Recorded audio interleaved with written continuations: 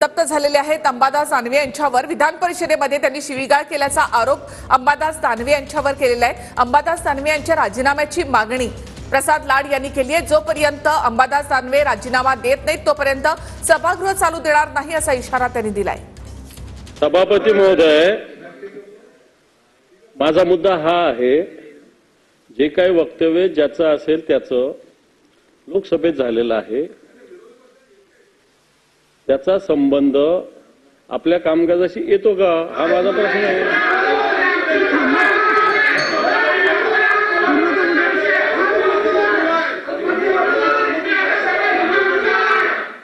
मला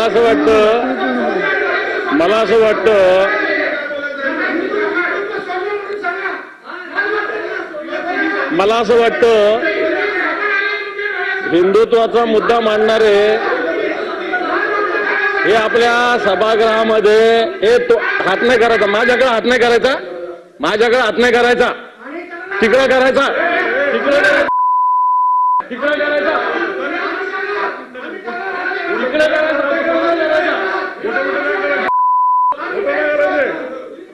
तिकडे करायचा।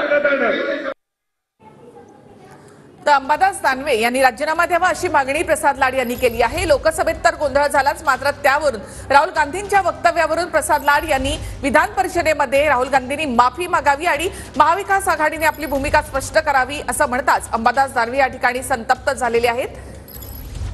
प्रसाद लाड यांनी आपल्याकडे बघून हात दाखवला असं अंबादास दानवे यांनी म्हटलेलं आहे।